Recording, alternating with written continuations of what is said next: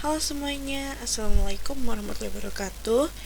Perkenalkan, nama saya Adisti Arga Rahmadani dengan NIM 260 50 13 1025 dari kelas Survei Hidrografi A atau Oceanografi A. Untuk video kali ini saya akan membuat video tugas praktikum survei hidrografi modul 2, yaitu RTK GNSS atau Global Navigation Satellite System Real Time Kinematic. Nah, RTK itu dari Real Time Kinematic dan GNSS-nya itu Global Navigation Satellite-nya. Nah, apa itu RTK GNSS?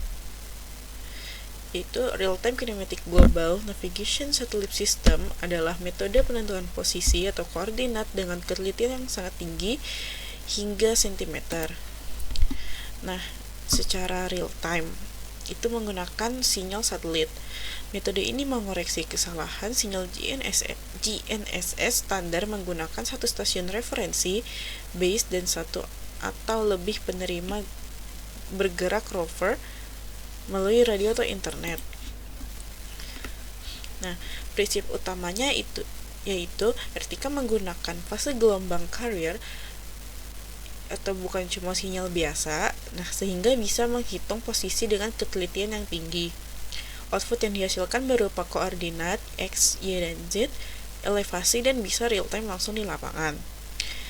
Biasanya digunakan untuk survei batimetri, itu biasanya gabung dengan ekosonder, kemudian bisa digunakan untuk pemetaan garis pantai, monitoring perubahan pesisir, dan pengukuran posisi alat di laut. Nah, untuk kelebihan dan kekurangannya kelebihannya itu akurasi sangat tinggi dengan satuan sentimeter, kemudian hasil langsung atau real time, dan cocok untuk survei detail. Sedangkan kekurangannya itu butuh sinyal yang stabil, itu satelit dengan radio atau internet, kemudian dapat terganggu oleh gedung tinggi dan pepohonan lebat, dan juga perlu alat yang khusus sehingga menjadi lebih mahal. Nah, untuk komponen utamanya itu ada dua, yaitu ada base station. Base station itu yang ini, itu fungsinya mengamati sinyal satelit secara terus-menerus dan menghitung koreksi kesalahan sinyal untuk dikirimkan ke rover. Nah, kelengkapannya itu ada GNSS receiver ini, terus ada antena eksternal, itu biasanya dia ngadep ke bawah, dan kemudian ada tripodnya ini, biasanya udah include sama tripod. Nah, kemudian di sini ada rover atau stasiun bergerak, yaitu fungsinya untuk menerima sinyal satelit sekaligus menerima data koreksi dari base station secara real time. Nah, kelengkapannya ada GNSS receiver yang dipasang di atas pole. Nah, pole-nya itu yang ini, itu atau disebut juga tangkat ukur. Nah, kemudian alat pendukung di lapangannya itu ada controller atau handheld, itu berupa smartphone tangguh yang ini atau tablet khusus yang menjalankan perangkat lunak survei. Nah, kegunaannya itu menghubungkan base dan rover melalui Bluetooth, mengelola proyek, dan menyimpan data koordinat yang diambil. Dia seperti ponsel smartphone gitu. Kemudian ada aksesoris pendukung, yaitu tripod dan bridge, yaitu menjaga base station tetap stabil dan tegak lurus di atas titik referensi.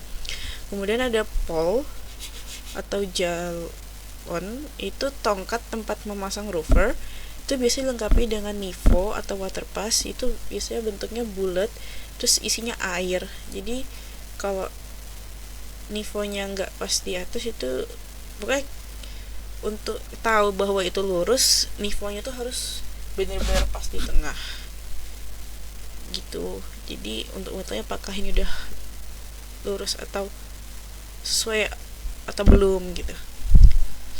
Nah, itu agar alat benar-benar tegak. Nah, kemudian ada baterai dan charger.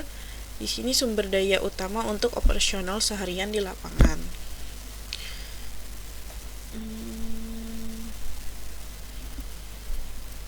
Nah, untuk yang rover ini tadi, itu dia unit penerima bergerak sistem real-time kinematik yang memberikan penentuan posisi presisi tinggi hingga tingkat sentimeter secara real-time. Yang ini. Nah, alat ini terhubung dengan base station untuk menerima koreksi posisi dan seringkali dipasang pada pole yang ini untuk keperluan survei lapangan. Gitu. Nah, biasanya menghasilkan akurasi posisi cm atau biasanya 1 sampai 2 cm itu secara instan. Kemudian cara kerjanya itu untuk base station atau stasiun referensi itu titik koordinatnya sudah diketahui sangat akurat, mengirimkan data koreksi. Nah, sedangkan untuk yang cara kerja rover, yang kanan itu rover, yang kiri itu base station.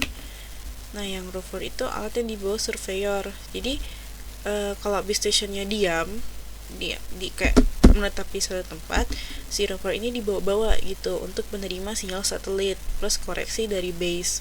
Nah, ini juga menghasilkan posisi yang jauh lebih presisi. Kemudian satelit, jadi itu cara kerjanya lebih detailnya itu satelit mengirimkan data posisi ke base dan rover secara bersamaan.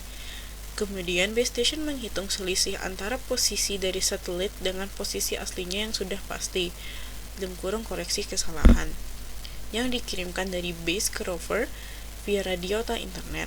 Nah, rover ini kemudian mengoreksi posisinya sendiri hingga mencapai akurasi. Nah, biasanya itu bisa 1 sampai 2 cm atau 1 sampai 3 cm. Nah, untuk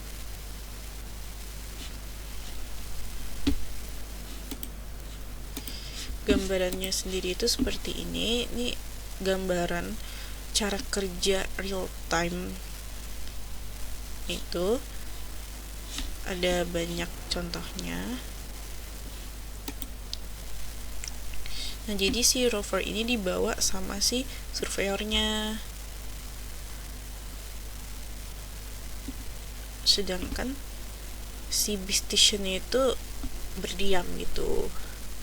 Nah, ini menerima data menggunakan satelit atau GPS. Jadi jatuhnya dia itu kayak GPS yang ada di HP gitu.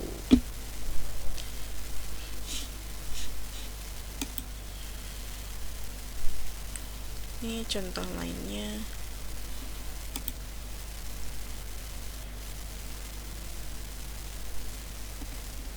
Oke.